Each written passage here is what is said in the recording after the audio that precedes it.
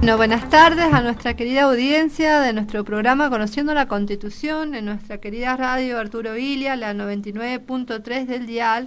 Y me encuentro acá compartiendo este momento con mi querido co-conductor, el doctor Gabriel D'Amico Quintar, quien estaba conversando y hablando sobre dos artículos muy especiales de la Ley de Contrato de Trabajo, que era la indemnización que se le puede llegar a pagar a un empleado en el caso de reducción de tareas o de falta de trabajo, y en el caso de tener una incapacidad del trabajador.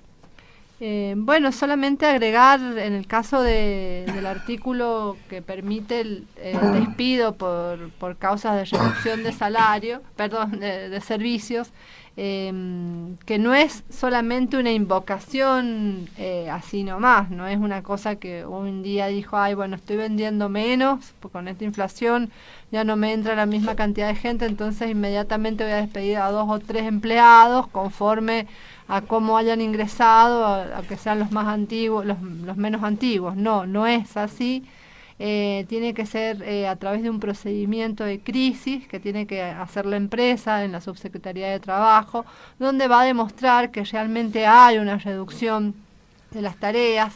Esas tareas no tienen que ser un riesgo de la propia empresa, o sea, por ejemplo, una heladería en la parte estacional, que sea porque es invierno, o una bomba de nafta porque le pusieron otra bomba de nafta enfrente. O sea, no tiene que ser propia del riesgo, sino tiene que ser algo externo, con las características de caso fortuito, y tiene que demostrarse a través de un procedimiento de crisis. Una vez autorizada la empresa, puede realizar los despidos, como lo indica la Ley de Contrato de Trabajo, comenzando por quienes tengan menos antigüedad y no tengan cargas de familia, o menos cargas de familias tengan. En ese caso se le puede pagar la mitad de la indemnización al empleado. Se puede despedir bajo ese lema. Es igualmente, como dice Gabriel, algo muy complicado para los empleadores, más en esta Argentina, que es tan difícil ser un emprendedor, ser un empresario, por todas las cargas sociales, por todas las obligaciones que tienen los empleadores en una economía que oscila siempre, y oscila no para bien, sino para mal, oscila siempre en índices inflacionarios, en desajustes económicos, que cualquier empresa es realmente una osadía, diría yo, de las personas que pueden llevar adelante la empresa en sí. Así que sí, es una situación que conspira contra la regularización del trabajo y contra el empleo, tantas cargas a los empleadores en una economía que no garantiza la productividad, no solamente porque no se puedan vender los bienes y servicios que producen, lo cual podría ser un riesgo propio a la empresa, sino porque están excesivamente cargados de responsabilidades. Entonces no hay forma de poder llevar adelante en una crisis económica general una empresa con tantas cargas sociales, con tantas obligaciones, con tantos procedimientos a cumplir. Realmente es una osadía hoy por hoy ser empresario, y es lamentable porque las empresas son las que generan trabajo genuino, ¿sí? No estamos hablando de planes, ni de becas, ni de jefe de hogar, ni de trabajos en el Estado, sino de trabajos genuinos, de productividad de bienes y servicios, que en una economía tan inestable como la nuestra, el recargar de esta forma a los empleadores hace que ellos no quieran ni tomar empleados. Entonces por eso falta también empleados. Muchas veces, por ejemplo, sacaron esos planes trabajar. Hubiera sido bueno todos esos planes que daban trabajar que fueran beneficios de cargas sociales, de cargas impositivas a los empresarios para que tomen gente. Entonces de esa forma no se le da un plan a la persona para que esté tirada en su casa no haciendo nada, sino se le da una posibilidad a una empresa de tomar un empleado donde se le va a pagar una importante parte por parte del Estado. Entonces el empleado va a trabajar en la empresa porque el empleador privado necesita el empleado en sí y va a controlar que cumpla. Entonces Eso hubiera sido, me parece, una idea mejor Sí. que dar planes al tuntún y tener un montón de gente que lamentablemente el único trabajo que tienen es obedecer al puntero de ir a las marchas. Eso Sí. es lamentable. Igual también lo que pasó en pandemia, justamente la pandemia es una causal de que pueda proceder este caso de la indemnización del artículo 247, que es un hecho ajeno al empleador, que daría todos los requisitos que vos dices, Vanessa, cuando estabas comentando recién, y sin embargo se sancionó una ley de la doble indemnización. O sea, es como que tampoco se aplicó este artículo en pandemia, cuando obviamente era una de las situaciones para aplicar. Por supuesto que bueno. No, al no contrario, era fácil. vos tenés en cuenta que en la pandemia, aparte antes de la pandemia, en el 2019, finales creo, no me quiero equivocar, se dicta el decreto que prohíbe los despidos. Los prohíbe.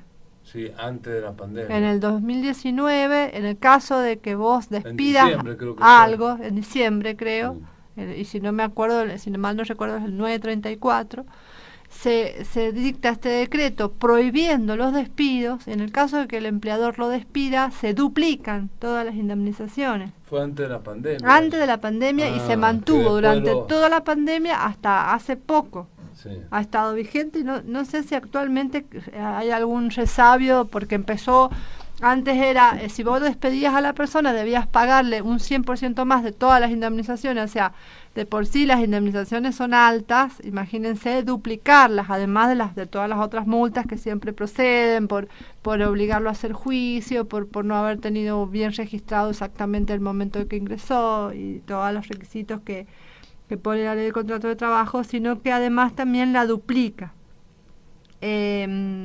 por este decreto de prohibición de despido. Entonces, ¿qué hace un empresario, sinceramente, un productor genuino de trabajo? ¿Qué puede hacer en esta situación? O sea, también hay que, si uno quiere crear trabajo y si uno quiere que las personas encuentren mejor trabajo, también tienen que entender que la persona que genera ese trabajo tiene que tener alguna ayuda o alguna estabilidad estatal económica para poder afrontar. O sea, nadie le garantiza que pueda prosperar en un país con una clara crisis económica. Es muy, muy difícil prosperar. Y además, si le va mal, porque le fue mal en su negocio o porque lo agarró una pandemia, el tipo no puede ni despedir, y si despide tiene que no sé qué tiene que hacer, entregar todos sus bienes productivos a los abogados, a los empleados. Entonces, ¿cómo se genera trabajo en este país?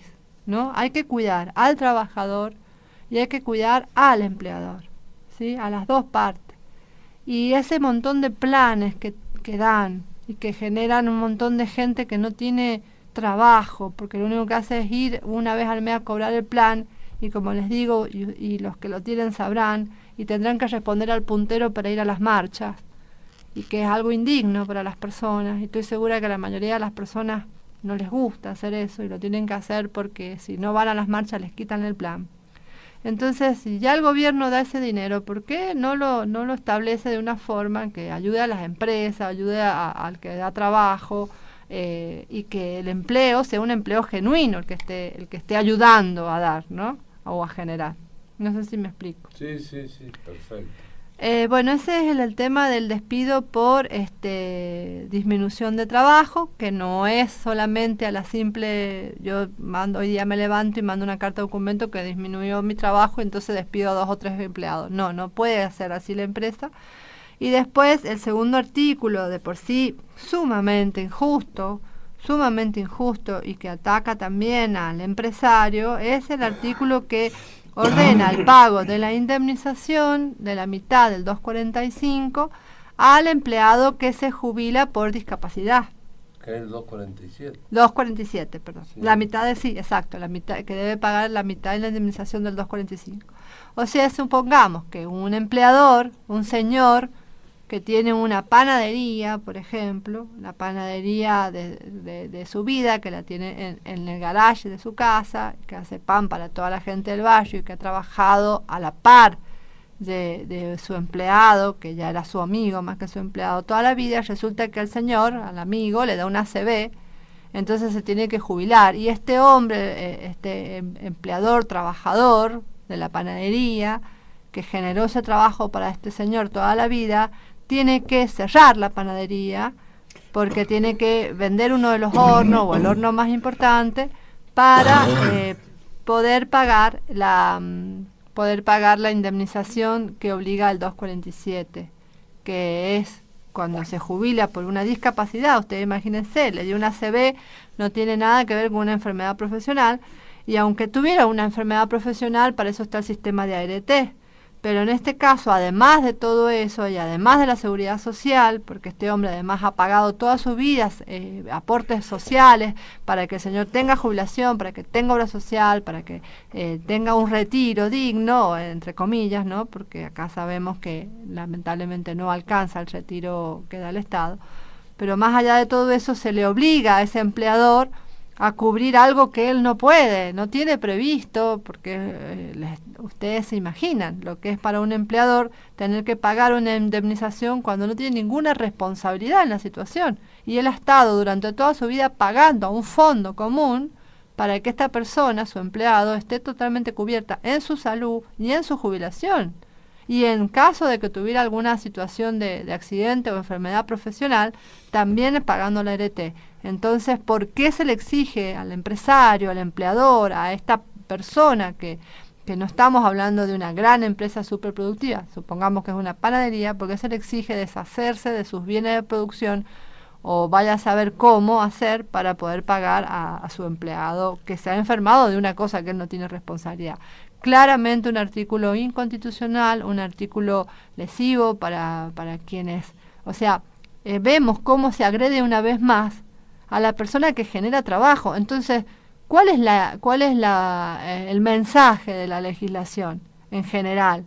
La legislación de cargas sociales, la legislación laboral, la legislación reglamentaria por decreto, es un tiro en la nuca a los dadores de empleo.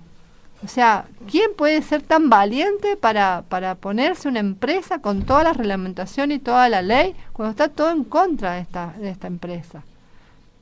Entonces, hay que rever, hay que tratar de tener una equidad entre empleado y empleador y ayudar a la empresa argentina, ayudar al emprendedor argentino, ayudar a quien genera trabajo para que lo haga, para que siga generando, para que fomente y para que incorpore a la gente que no tiene trabajo a su producción.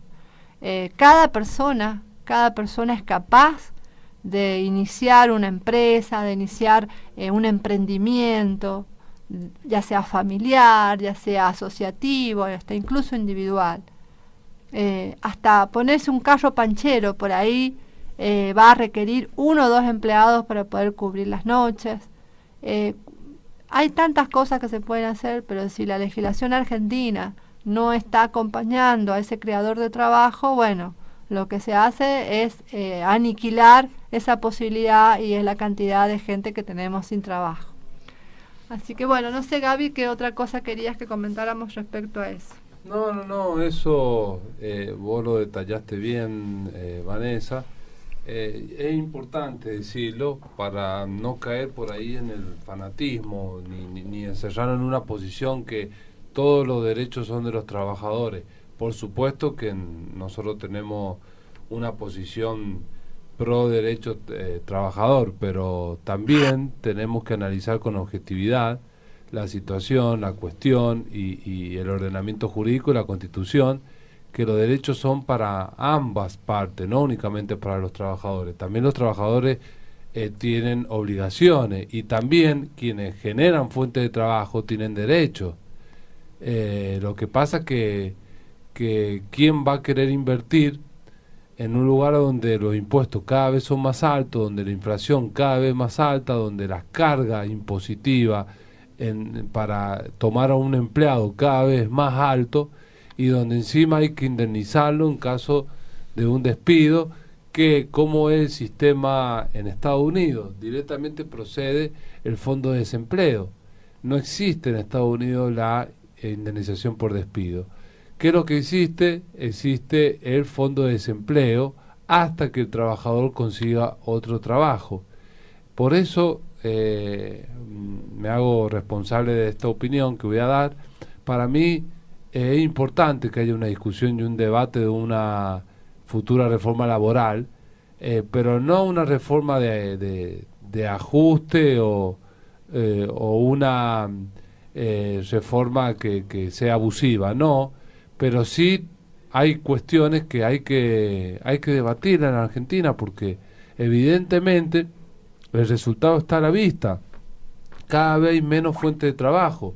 Por supuesto que tiene que ver mucho la situación económica, en la cual con una altísima inflación y poco trabajo, por supuesto, y poco poder adquisitivo, todo esto genera una situación en la cual cada vez se generan menos fuentes de trabajo, al contrario, aumenta la desocupación. Entonces hay que solucionar ese tema.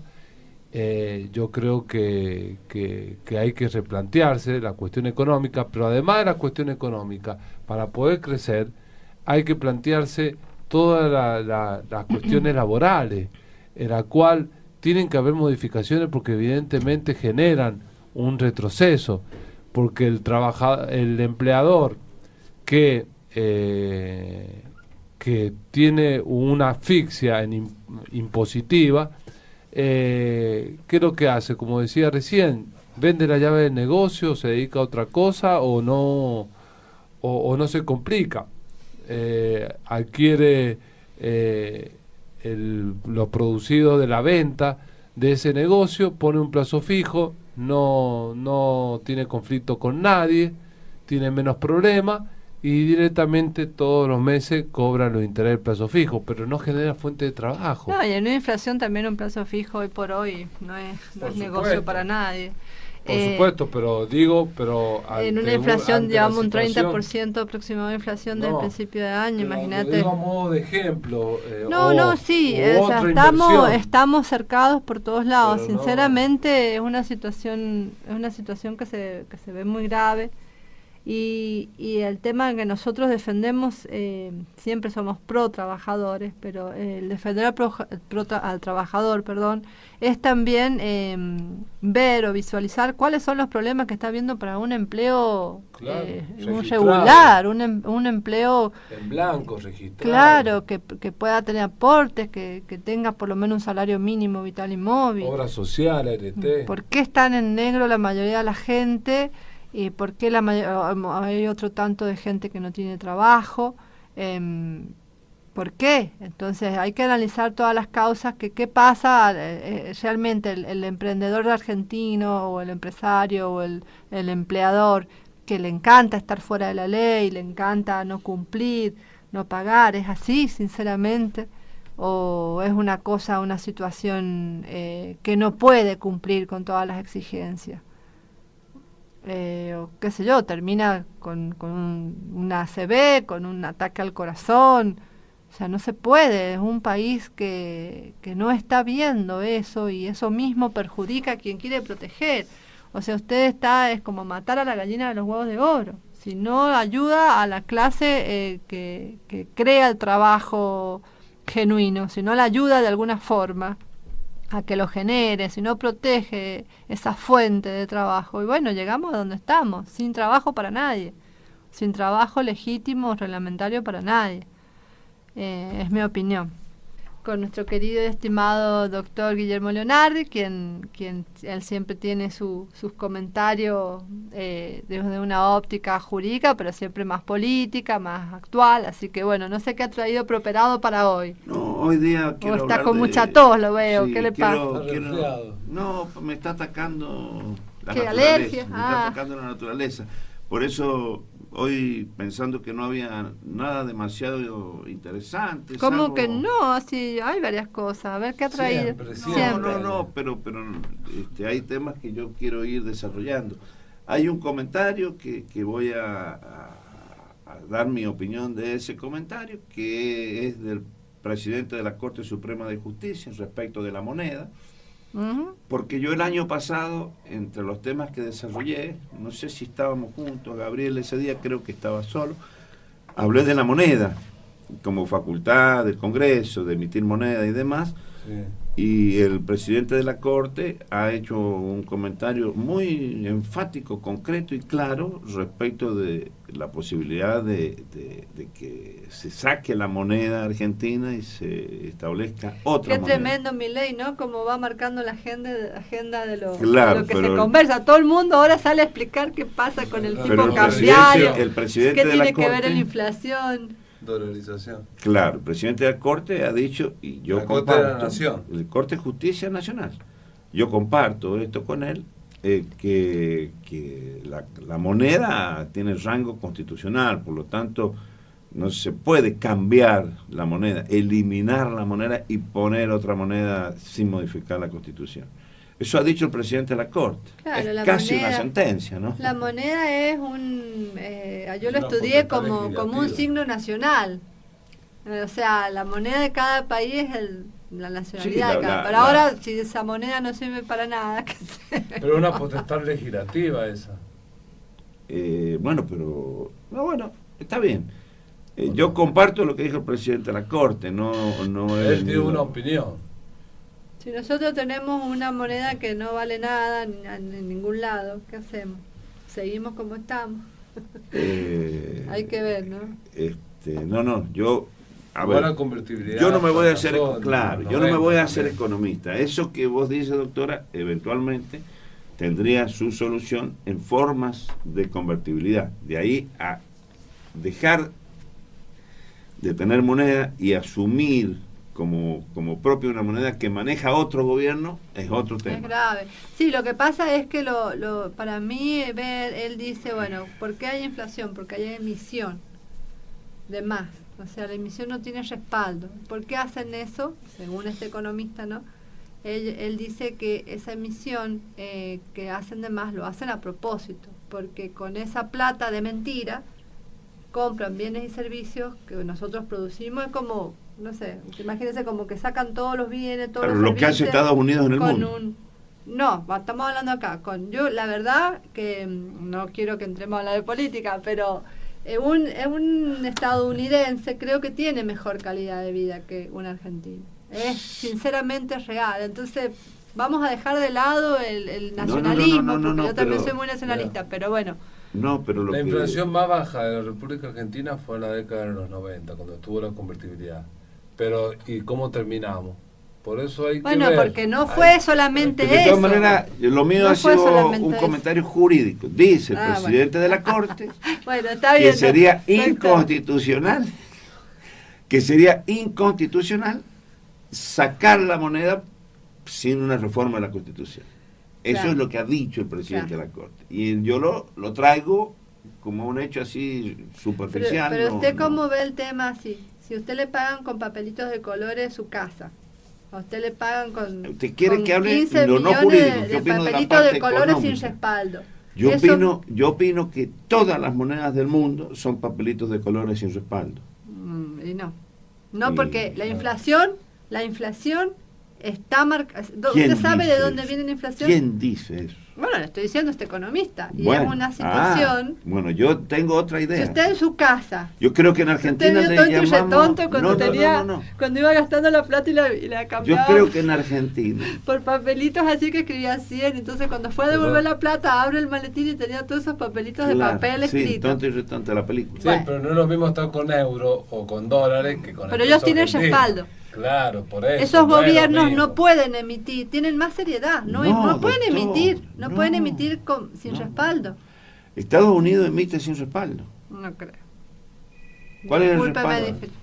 Bueno, no hablemos más ya se está debatiendo, pero la doctora fue la que... Ella me lleva, ella le encanta. Lo que pasa es que ella se enoja porque hablar conmigo la libera.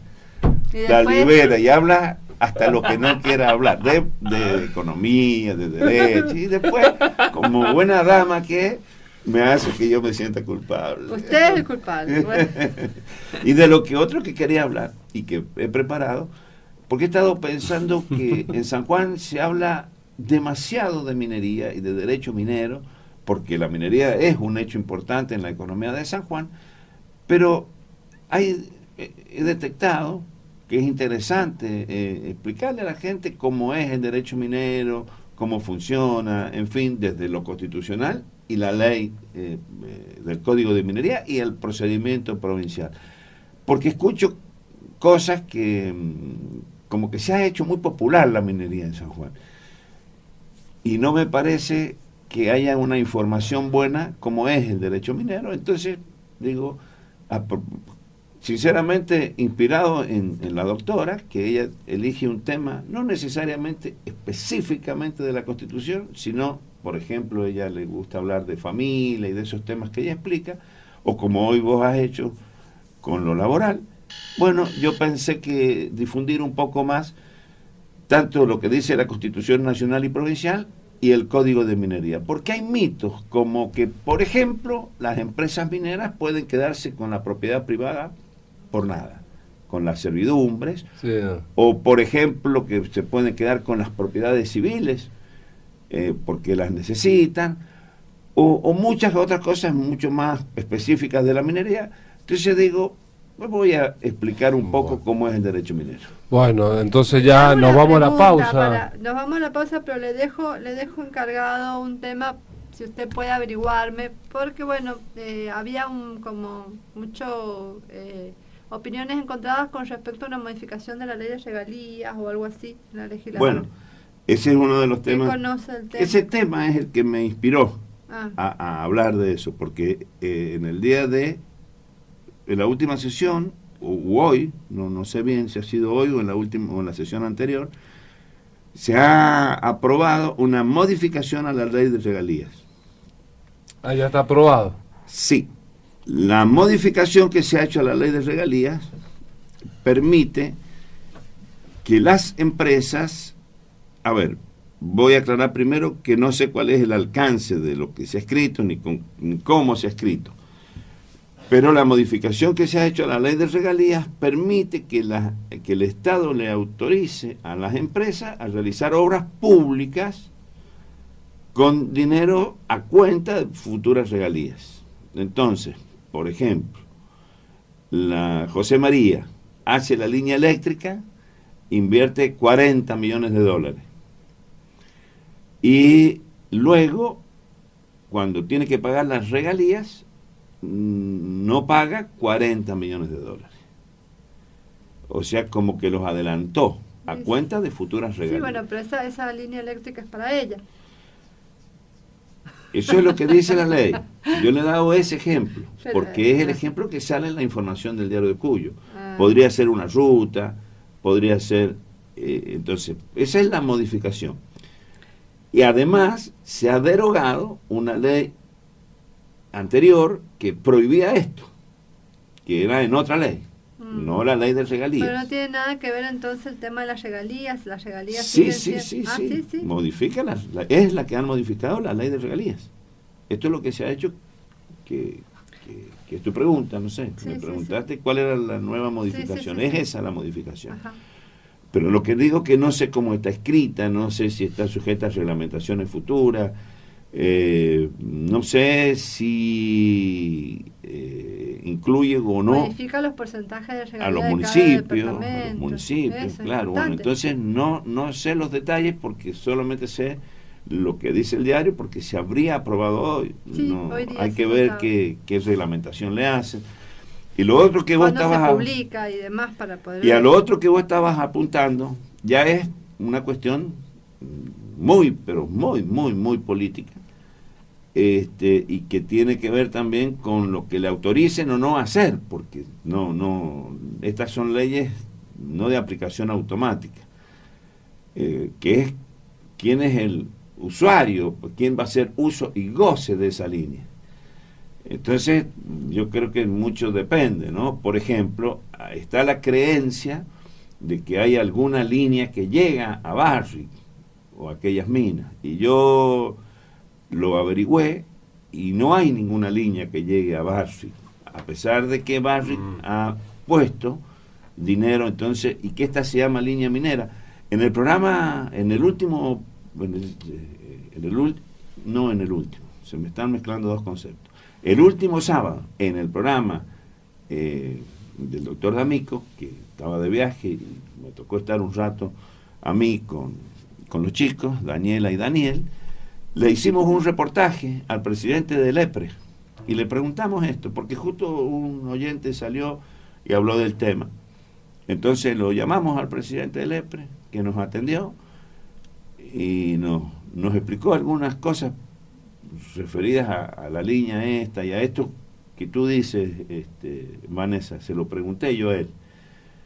Y ahí es donde me explicó que, por ejemplo, la línea de 500 solamente llega hasta Iglesia, ahí termina. Y esa línea, en realidad, dijo que el nombre de línea minera es un nombre de algo que no existe, porque la línea minera era una línea que el gobierno nacional iba a hacer desde el sur hasta el norte en la cordillera.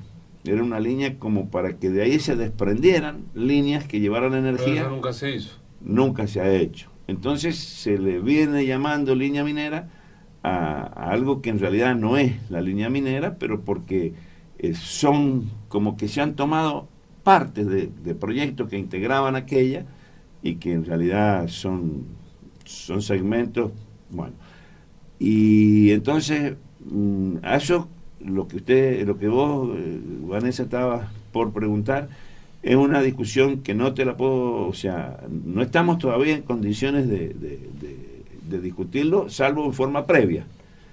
O sea, podríamos pensar lo que opinaríamos nosotros, pero no sabemos qué es lo que se quiere hacer. Yo estoy por coincidir con lo que creo que ibas a decir, o sea, ¿por qué va a pagar el pueblo una cosa que es exclusivamente para ellos? Eso sería una visión, pero ellos te van a decir que no es así, porque esos recursos que le van a venir al pueblo son recursos que ellos generan y producen, para lo cual, y que son ganancias que el pueblo tiene con una inversión que ellos hacen, en este caso de 1.300 millones de dólares. Entonces entramos en una discusión que es puramente, ahí sí, puramente política. Otros te dirán inmediatamente, un privatista o extremadamente privatista te dirá que los recursos, que las empresas privadas, bla, bla, y entonces otro vendrá y dirá, bueno, pero los recursos naturales, bueno, esto es un adelanto de lo que voy a explicar después, los recursos naturales son de las provincias conforme a la Constitución Nacional y también la provincial, artículo 124, última parte, y artículo 103 de la Constitución Nacional y Provincial. La discusión es muy política. Por eso yo creo que es bueno explicar un poco cómo es el Código de Minería, cómo es la ley minera, porque si no es una discusión política de gente que no sabe nada.